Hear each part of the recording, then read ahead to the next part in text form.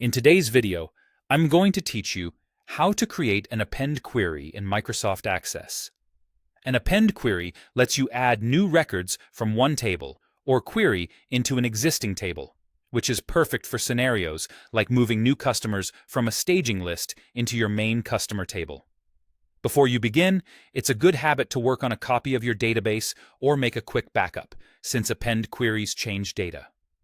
Start by opening Access and heading to the Create tab.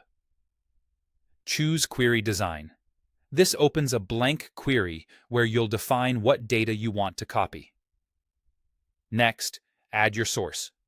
Pick the table or query that contains the records you want to append.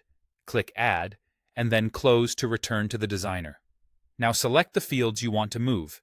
In the field list, double-click each column you plan to append. Each one will appear in the grid at the bottom. Choose only the fields that you actually need in the destination table. This will make mapping easier and reduce errors. Convert the query into an appendee query by clicking Append on the ribbon. This changes the query type and opens the Append dialog box. Here, tell Access where the data should go. If the destination table is in the same database, select Current Database and choose the table name. If it's in a different database, pick another database and browse to that file. Click OK to return to the grid. You'll now see an Append to Row in the design grid. This is where you map each selected field to the matching field in the destination table. If the names are identical, Access will usually line them up for you. If not, open the drop-down in the Append to Row and choose the correct destination field. Make sure data types are compatible. For example, don't append text into a number field. And be mindful of required fields and primary keys, which can block records that don't meet the rules.